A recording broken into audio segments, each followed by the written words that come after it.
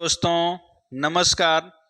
आप सभी का देवमाला क्लासेज में मैं देवनारायण आप सभी का बहुत बहुत स्वागत करता हूं। दोस्तों जैसा कि आपको पता ही है कि मैं हिंदी वर्णमाला से 2 वीडियो बना चुका हूं, जिसमें आपने संयुक्त स्वर और व्यंजन को संक्षिप्त रूप में पढ़ा है।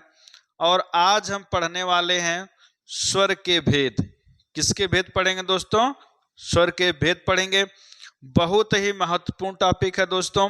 इस टॉपिक से हर परीक्षा में जहां पर हिंदी रखी गई है वहां पर इनसे प्रश्न बनाए जाते हैं। ये बहुत महत्वपूर्ण टॉपिक है दोस्तों। इसको आप कॉपी और पेन लेके बैठ जाइए और पूरा अच्छे से नोट्स कलरफुल बनाते रहिए, ताकि आपको रिवीजन करने में आसानी होगी। और आज हम आपको पढ़ाने जा रहे हैं ये स्वर के भेद। तो स्वर आप जाने गए हैं कि जो वर्ण स्वतंत्र रूप से बोले जाते हैं उन्हें हम स्वर कहते हैं, और आज उनके भेद पढ़ने वाले हैं। तो चलिए, जो भेद है वह भेद जो है कई आधार, जो भेद बताए गए हैं कई आधार के आधार पर बताए गए हैं। तो पहला आधार है दोस्तों, जो पहला आधार है ये आधार है मात्रा या समय के आधार पर। किसके आधार पर दोस्तों? समय के आधार पर। किसके भेद? स्वर के भेद। यहां पर दोस्तों मात्रा या समय से क्या तात्पर्य है?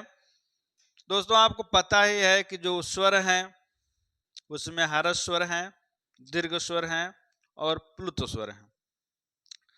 तो इन तीनों स्वरों के, या कह सकते हैं मात्रा या समय के आधार पर स्वर के 3 भेद हैं। कितने भेद हैं दोस्तों? 3 भेद। लिख लीजिए, नोट्स बनाते जाइए कलरफुल।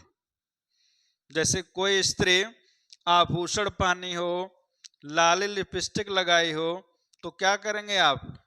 उसको बार बार देखने का मन करेगा। उसी प्रकार यदि आप अपने नोट्स को कलरफुल बनाएंगे, सुंदर अक्षरों में लिखेंगे, तो आपको बार बार पढ़ने का मन करेगा और आपको जल्दी याद होगा। तो कलरफुल बनाते रहिए। कहा गया है कि मात्रा समय के आधार पर स्वर के 3 भेद हैं। तो कौन कौन है? हर्ष स्वर, दीर्घ स्वर, प्लुत स्वर। दोस्तों हर्ष स्वर किसे कहते हैं? मतलब जिस स्वर का उच्चारण करने में एक मात्रा का समय लगता है।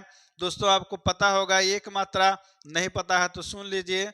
एक मात्रा का समय उसे कहा गया, जैसे एक बार आपका जो ये पलक है, आंख का पलक है, जो एक नॉर्मली नेचुरली एक बार जो झपकती है, उसके समय को एक मात्रा का समय बताया गया। जो भाषा विज्ञानी हैं वो एक बार पलक झपकने को एक मात्रा का समय बताए।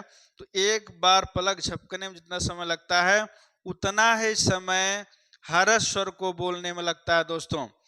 और 2 मात्रिक स्वर कौन कौन से हैं? दीर्घ स्वर 2 मात्रिक स्वर होते हैं। उनमें जो है हर्ष स्वर से दुगुना टाइम लगता है, दुगुना समय लगता है। और जो प्लुत स्वर हैं उसमें जो है हर्ष स्वर से 3 गुना टाइम लगता है। वो जो होते हैं प्लुत स्वर।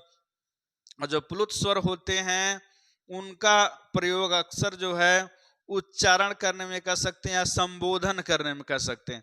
संबोधन माने किसी को बुलाना हो, तो जैसे मान ली कहा जाए हे राम, क्या कहा जाए दोस्तों? हे राम कहा जाए। चलिए हम लिखते हैं भेद कौन से हैं। हे सीते, हम ओम का उच्चारण करते हैं, ओम नमः शिवाय। जो ओम का उच्चारण करते हैं तो एक अधिक समय लगाते हैं, तभी ओम आप बोल पाते हैं। तो वो 3 मात्रिक होता है या त्रिमात्रिक कहलाता है। देखिए दोस्तों, ये जो भेद पहला है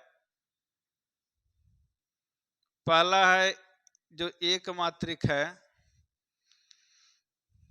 ये ह्रस्व स्वर,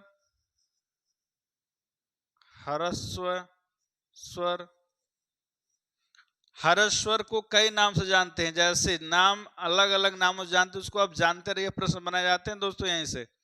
हर्ष स्वर को मूल स्वर भी कहते हैं। क्या कहते हैं दोस्तों? मूल स्वर भी कहते हैं। और हर्ष स्वर को लघु स्वर भी कहते हैं। क्या कहते हैं मित्रों दोस्तों? लघु स्वर भी कहते हैं।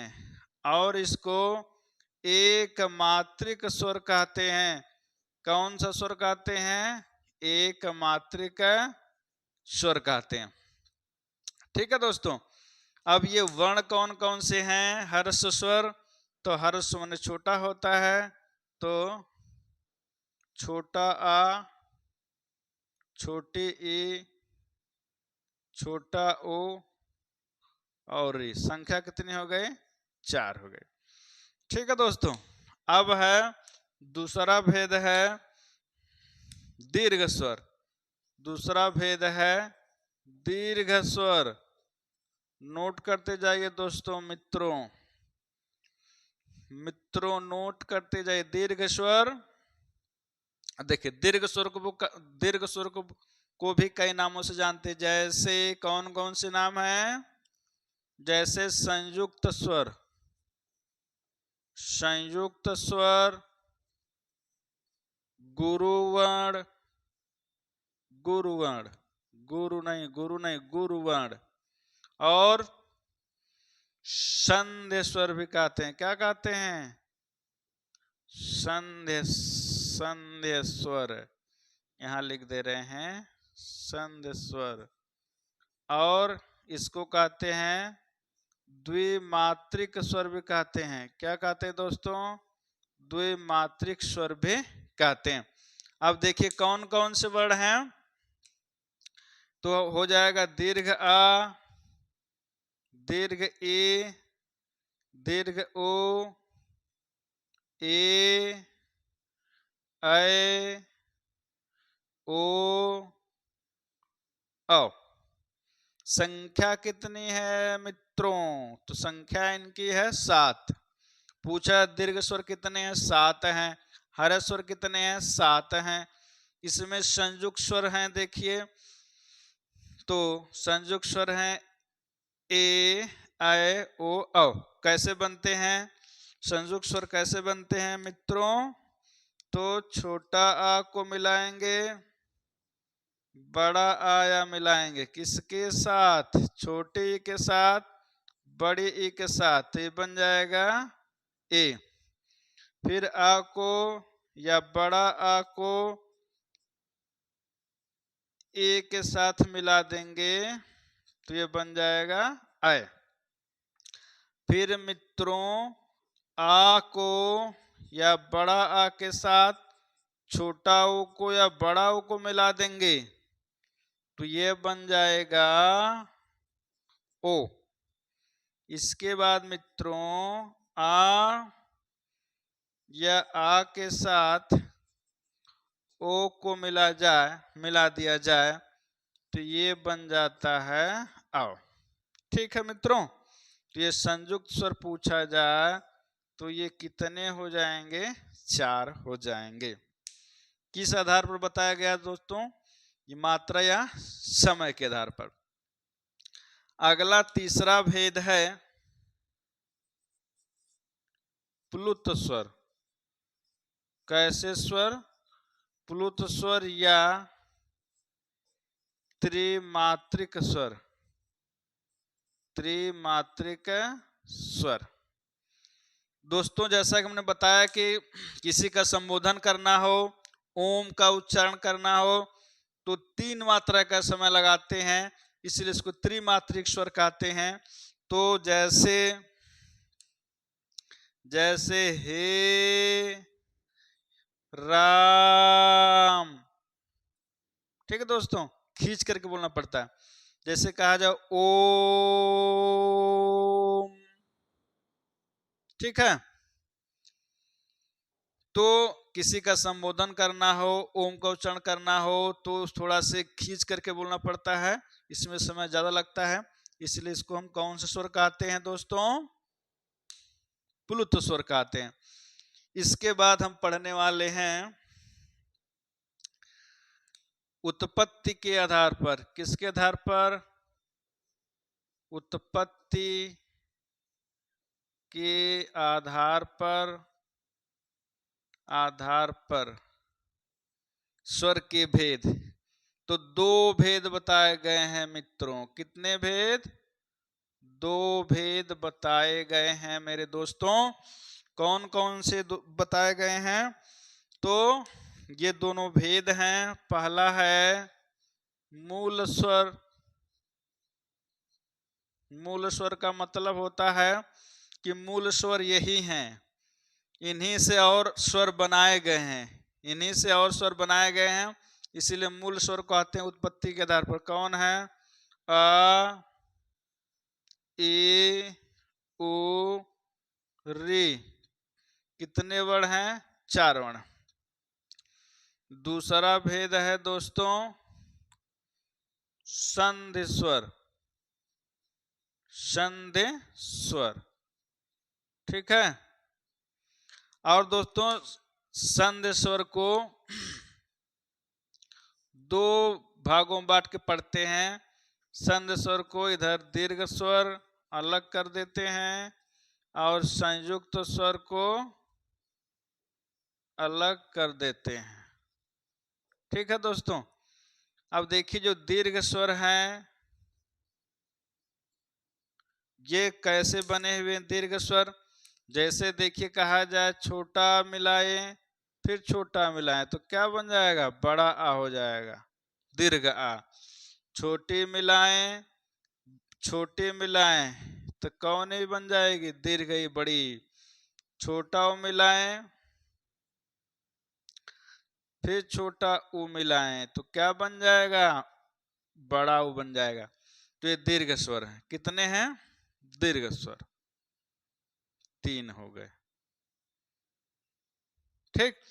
फिर इसके बाद मित्रों हैं संयुक्त स्वर। कौन स्वर हैं? संयुक्त स्वर, जिसके बारे में वही बताया गया है। छोटा मिलाएंगे चाहे बड़ा मिलाएंगे, किसके साथ? छोटे के साथ चाहे बड़े के साथ। क्या बनेगा मित्रों? ए बन जाएगा। उसके बाद छोटा आ बड़ा के साथ क्या मिलाएंगे? ये मिला देंगे ए तो बन जाएगा आय। फिर मित्रों छोटा बड़ा आ के साथ छोटा उ मिलाएं चाहे बड़ा उ मिलाएं, ये बन जाता है ओ। फिर छोटा आ के साथ चाहे बड़ा आ के साथ ओ मिलाएं, ये बन जाता है आओ। ये संयुक्त स्वर कितने हो गए दोस्तों? 4 हो गए।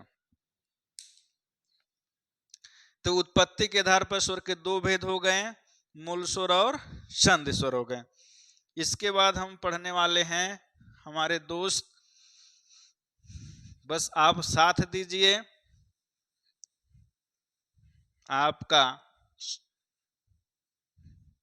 आपको सफल बनाकर ही छोड़ेंगे हम।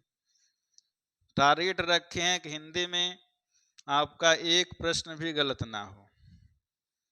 अब ईश्वर साथ दें और आप साथ दीजिए तो सब संभव है।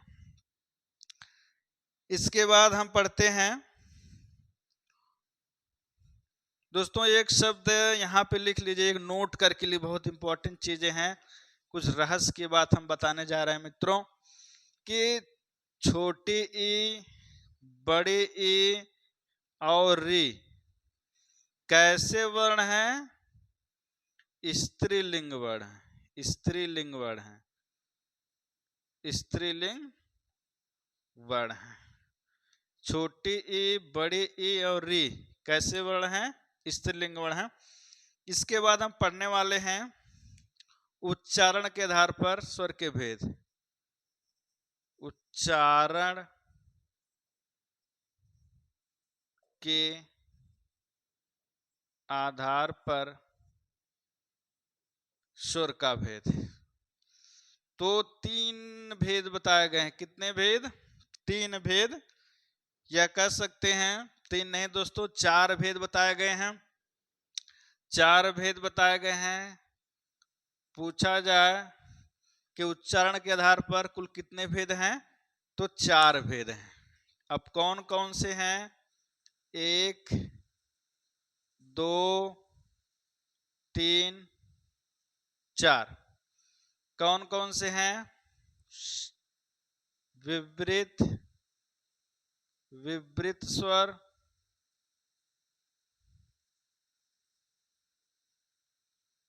अर्ध विपरीत स्वर,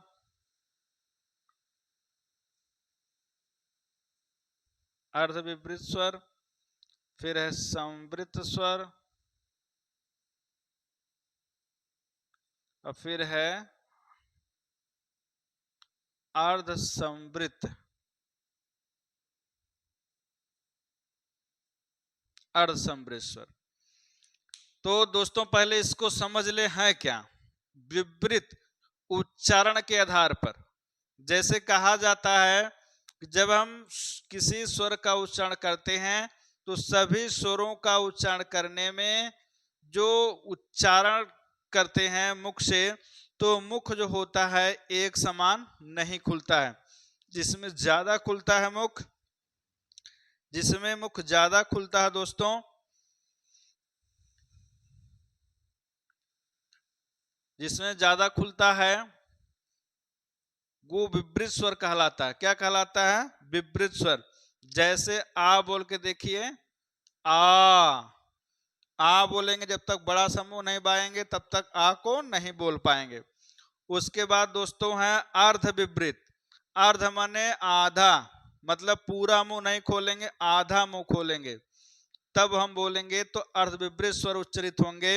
तो इसमें आते हैं वर्ण आ माने छोटा आ,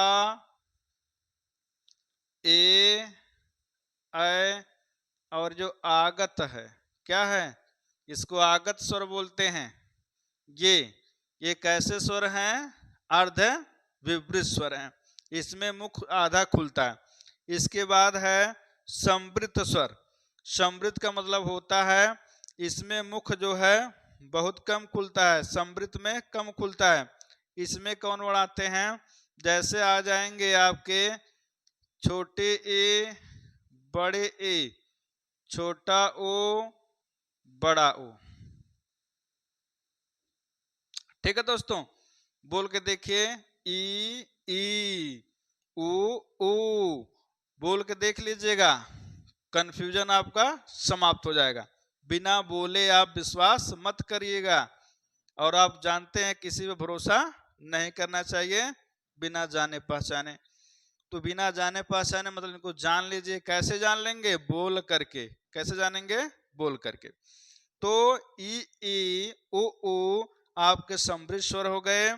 फिर आता है अर्ध संवृत, मतलब इसमें कम से कम खुलेगा, इसमें थोड़ा से ज्यादा खुलेगा। मतलब अर्ध संवृत में मुख थोड़ा ज्यादा खुलेगा। इसमें कौन वर्ण होंगे दोस्तों? इसमें आ जाएंगे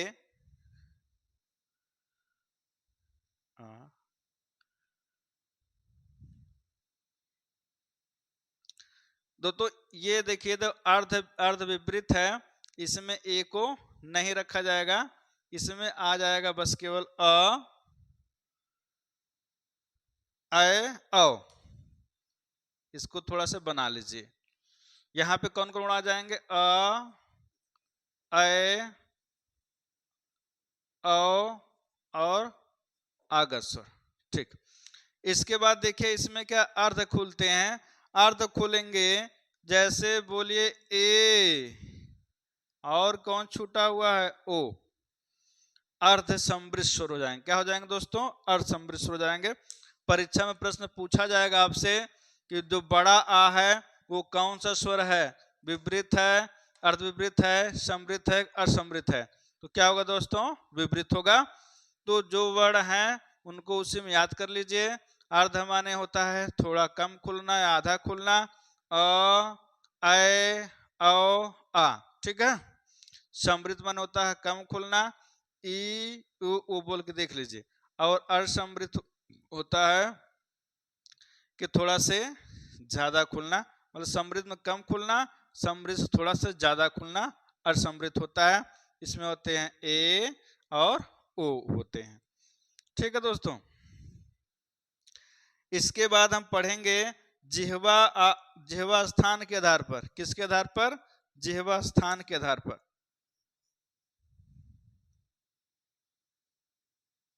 जिह्वा स्थान के आधार पर। इसमें दोस्तों 3 भेद हैं। कभी कभी पूछता है जिह्वा स्थान, जिह्वा स्थान, जिह्वा माने जीभ, स्थान के जीभ के स्थान पर, मतलब जीभ जो है वो हर वर्ण जो है एक ही जगह से नहीं उच्चारित होता है, कोई अगले भाग से, तो कोई पिछले भाग से, तो कोई एकदम पिछले भाग से, मतलब पश्च भाग से। तो इस आधार पे 3 भेद बताए गए हैं। तो 3 भेद हो जाएंगे दोस्तों। अब तीनों भेद कौन कौन है? पहला है अग्रस्वर, दूसरा हो जाएगा मध्य स्वर, इसको उदासीन स्वर भी कहते हैं दोस्तों। क्या बोलते हैं? उदासीन स्वर। फिर तीसरा है पश्च स्वर, पश्च स्वर। ठीक है मित्रों, पश्च स्वर। देखिए, जैसे मान लीजिए जिह्वा बना दें एक ठो एग्जाम्पल के लिए, मान लीजिए जिह्वा बना दें। क्या बना दें दोस्तों? देखिए जिह्वा बना रहे हैं लेकिन बन नहीं पा रहा सही से। जिह्वा बना दिया जाए, मान लिया ऐसे बना दें। कहेंगे सर क्या जिह्वा बना रहे हैं, जैसे केला बना दिए। ये देखिए जिह्वा बना दिए, तो जिह्वा का जो नुकीला भाग है ये अग्रभाग होगा। क्या होगा? अग्रभाग। ये अग्रभाग है, और अग्रस्वर यहीं से उच्चारित होंगे। ये मध्य भाग है, तो मध्य भाग है। ये पश्च भाग है, पिछला भाग। ठीक है, तो यहां से अग्रस्वर, यहां से मध्य स्वर, यहां से पश्च स्वर। ठीक है दोस्तों, तो अग्रस्वर जैसे बोलिए अ, क्या बोलेंगे? अग्रस्वर में कौन को सुनाएंगे दोस्तों? जैसे बोल के देखिए, बोल के देखिए, ई ई ए ऐ, लिखते जाइए। मतलब छोटी ई, बड़ी ई, ए ऐ। बोल के देखेंगे तो आपको लग रहा है ई जैसे अगले भाग पे थोड़ा सा कंपन हो रहा है, ई ए ऐ। ठीक है, इसके बाद मध्य स्वर। मध्य स्वर में बस एक अ आता है, हर्ष अ आता है। बोलेंगे अ, तो जिह्वा के पिछले भाग से उच्चारित होता है। इसके बाद जो शेष बच जाते हैं, बस दोस्तों क्या ट्रिक है कि अग्रस्वर को याद कर लीजिए, मध्य स्वर को याद कर लीजिए, जो बकिया शेष बच जा रहे हैं उनको पश्च स्वर में डाल दीजिए। जैसे देखिए क्या बच गया, आ यहां निकल गया तो बड़ा आ बचा है। ठीक, बड़े ए, बड़ा आ, छोटे बड़े निकल गए तो छोटा ओ बचा हुआ, छोटा ओ, बड़ा ओ। ठीक है दोस्तों, छोटा ओ, बड़ा ऊ। फिर क्या बच गया है? री। ठीक है, फिर बचा है ओ, फिर बचा है औ। कितने हो गए? 6 वर्ण हो गए। ठीक है दोस्तों, तो ये हो गया आपका, हाँ, ये हो गए पश्च स्वर। आ, उ, री, उ, औ। ये हो गए आपके, क्या हो गए? पश्च स्वर हो गए दोस्तों। तो पूछा जाए कि जिह्वा स्थान के आधार पे स्वर के 3 भेद हो गए, अग्र स्वर, मध्य स्वर, पश्च स्वर। जब जिह्वा के अगले भाग से या नुकीले भाग से बोला जाएगा तो अग्र स्वर हो जाएगा। जब जिह्वा के पिछले भाग से बोला जाएगा मध्य स्वर हो जाएगा, जिससे मध्य स्वर में आ को बोला जाता है, आ मध्य स्वर है। जिह्वा के पिछले भाग से बोला जाएगा, जैसे आ, उ, री, ओ, औ, तो ये हो जाएंगे पच स्वर हो जाएंगे। इसके बाद दोस्तों अगला भेद पढ़ा रहे हैं आपको। जितना मैं लिखवा रहा हूं दोस्तों, आप उसको लिखते जाइए सुंदर अक्षरों में। सॉरी दोस्तों। तो आप जो है नोट्स को अच्छा से रंगीन कलरफुल बनाते रहिए।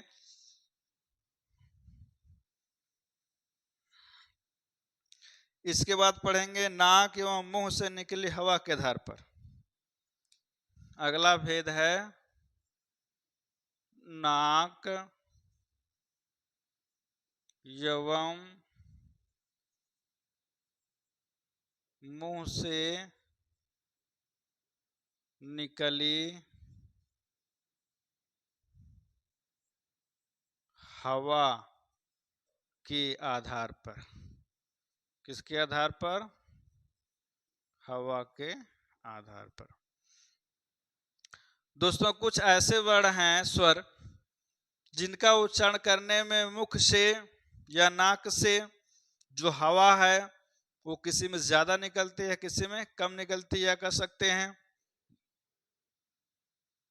किसी स्वर का उच्चारण हम मुख और नाक दोनों से करते हैं, तो किसी स्वर का उच्चारण हम केवल मुख से करते हैं।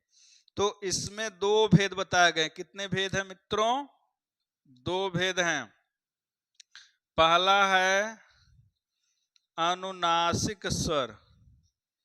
कौन सा स्वर मित्रों? अनुनासिक स्वर। बस वीडियो देख ही रहे हैं कि समझ में आ रहा कुछ? नहीं समझ में आएगा तो कमेंट में कमेंट करिए सर नहीं समझ में आ रहा है। यदि समझ में आया अच्छे से तो वीडियो देखते समय, देखने के बाद कमेंट बॉक्स में जरूर कमेंट करें कि आपको वीडियो कैसी लगी। क्योंकि लाइव क्लास चल नहीं रहा है, हमको पता नहीं चल रहा है आपको समझ में आ रहा है कि नहीं आ रहा है। इसलिए आप क्या करेंगे कि वीडियो देख करके कमेंट बॉक्स में कमेंट कर देंगे। ये देखिए अनुनासिक स्वर हो गया मित्रों। दूसरा हो जाएगा अननु। अननु नासिक, अननुनासिक स्वर, जिसको निरनुनासिक भी कहते हैं। निरनुनासिक स्वर भी कहते हैं। क्या कहते हैं मित्रों? निरनुनासिक स्वर भी कहते हैं। अब देखिएगा, अब देखिए अनुनासिक स्वर किसे कहते हैं?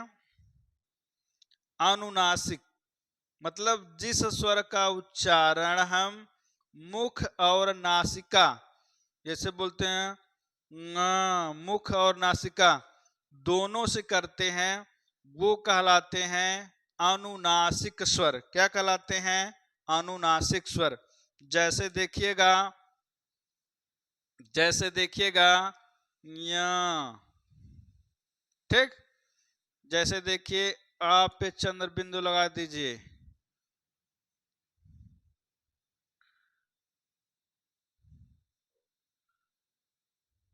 ठीक है दोस्तों, आधे लिख दें, बहुत सारे जिस पर लगा देंगे सब हो जाएगा, तो आधे लिख दें।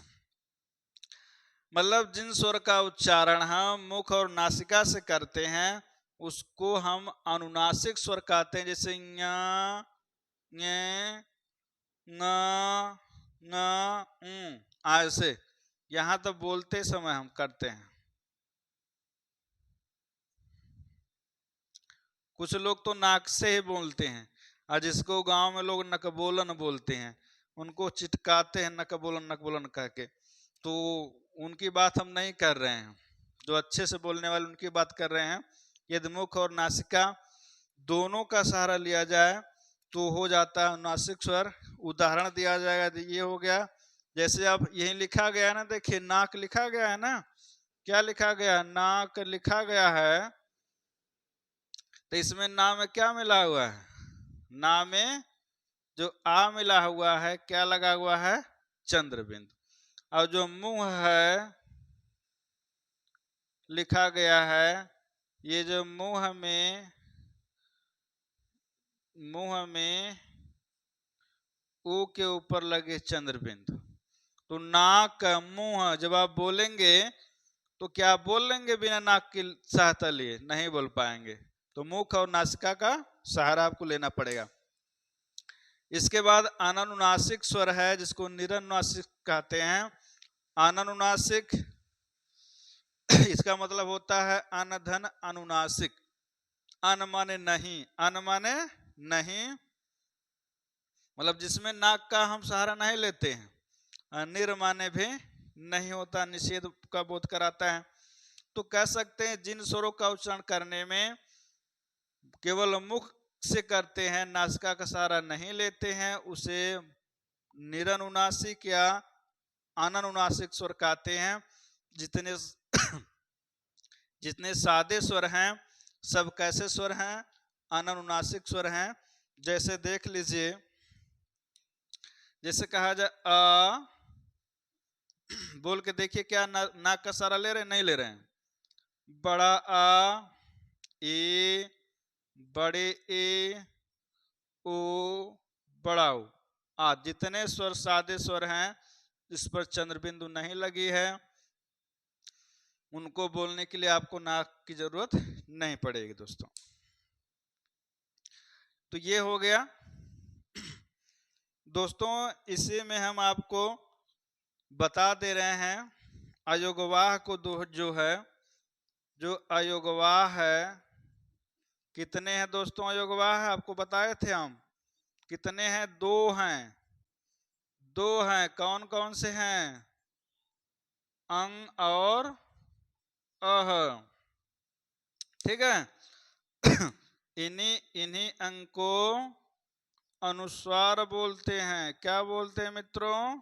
अनुस्वार। और इस अह को विसर्ग बोलते हैं। क्या बोलते हैं? विसर्ग।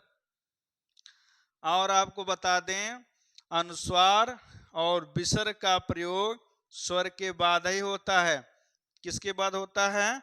स्वर के बाद ही होता है। जैसे देखिए, अनुस्वार में जैसे अंगूर लिखा जाए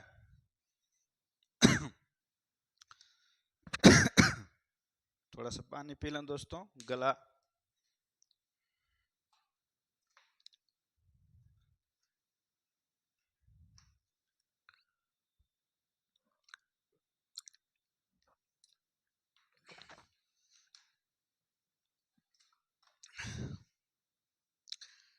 जैसे दोस्तों अंगूर लिखा जाए तो अंगूर में ये अनुस्वार लगा हुआ, क्या लगा हुआ है? अनुस्वार लगा हुआ है। और जैसे क्या लिखा जाए? अंगद लिखा जाए, क्या लिखा जाए? अंगद। देखिए अनुस्वार लगा हुआ है। जैसे संसार लिखा जाए तो क्या लिखा हुआ है? अनुस्वार लगा हुआ है। ठीक है।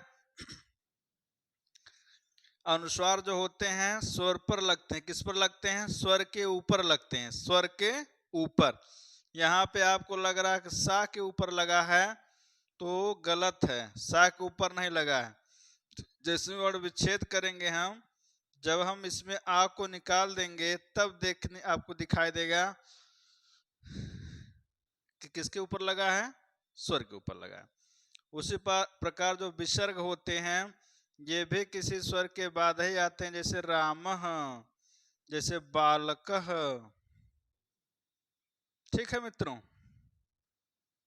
आपको लग रहा है व्यंजन के बाद लगा हुआ है, व्यंजन के बाद, तो आप गलत सोच रहे हैं। व्यंजन के बाद नहीं लगा हुआ। किसके बाद लगा हुआ है? स्वर के बाद। कैसे? नहीं दिख रहा है तो वर्ण विच्छेद कर लीजिए, रा को रहने दीजिए, माँ को कर लीजिए। माँ में क्या मिला हुआ है? आ मिला हुआ है। अब किसके बाद लगा हुआ है? दिख गया? नहीं दिख रहा हो देखिए चश्मा लगा के। इसके बाद देखिए बालक में भी बाल को लिख लीजिए, का को निकालिए, आ को का में से। अब आपको दिख गया होगा कि किसके बाद लगा हुआ है? स्वर के बाद लगा हुआ है।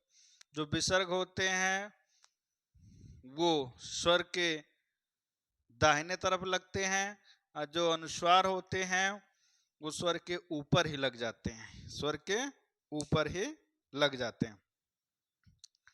ठीक है मित्रों, एक और बता दें, एक वर्ण के बारे में और बता दें। चलिए यहीं पे लिख दे रहे हैं, यहीं पे लिख दे रहे हैं आगत स्वर। आगत स्वर कौन है? आ है। आगत स्वर आ है। इसका हम प्रयोग करते हैं कुछ हिंदी शब्दों को, कुछ जो हिंदी शब्द हैं, कौन शब्द हैं? हिंदी शब्द हैं, या कह सकते हैं कुछ अंग्रेजी के शब्द हैं। हिंदी नहीं, किसके शब्द हैं? अंग्रेजी के शब्द हैं, उनको हिंदी में लिखते हैं। किस में लिखते हैं? हिंदी में लिखते हैं। तो वहां पे आगत स्वर का प्रयोग, जैसे मान लीजिए जो डॉक्टर शब्द है वो तो अंग्रेजी का शब्द है, लेकिन जब हिंदी में लिखते हैं डॉक्टर तो ऐसे ऊपर लगा के डॉक्टर हम लिख देते हैं। क्या लिखते हैं? कॉलेज लिखते हैं, तो कॉलेज के ऊपर ऐसे लगा के हम लिख देते हैं, आगत स्वर हो गया। जैसे ऑफिस लिखते हैं, क्या लिखते हैं दोस्तों? ऑफिस। ऑफिस लिखते हैं तो ऑफिस ऐसे लिखते हैं ना, तो आगत स्वर हो जाता है। ये आगत स्वर फारसी भाषा का, किस भाषा का है? फारसी। ये फारसी भाषा का वर्ण है जो इसमें लिया गया। आगत माने होता है आए हुए स्वर, बाहरी स्वर, जो आए हुए से आगत स्वर कहते हैं। ठीक है दोस्तों, तो आज इस वीडियो में इतना ही पढ़ाया जाएगा। दोस्तों यदि इसमें आपको कुछ नया समझ में आया हो तो आप कमेंट बॉक्स में जरूर लिखिए, और यदि आपको पूरा समझ में आ गया हो तब भी आप कमेंट बॉक्स में जरूर कमेंट करिए कि वीडियो आपको कैसे लगी। क्योंकि ये लाइव क्लास तो है नहीं कि आपको हम जान पा रहे हैं कि आपको समझ में आ रहा है कि नहीं आ रहा है, इसलिए आप कमेंट बॉक्स में जरूर कमेंट करिए। दोस्तों यदि आप चैनल पर नए हों या चैनल को आप सब्सक्राइब न किए हों तो आप चैनल को जरूर सब्सक्राइब कर लीजिए, ताकि जैसे हम वीडियो को अपलोड करें उसका नोटिफिकेशन आपको प्राप्त हो और आप वीडियो को देखें। और अपने अलावा आप अपने मित्रों को, अपने सगे संबंधियों को शेयर करिए और वीडियो को लाइक करिए, चैनल को सब्सक्राइब करिए। धन्यवाद दोस्तों।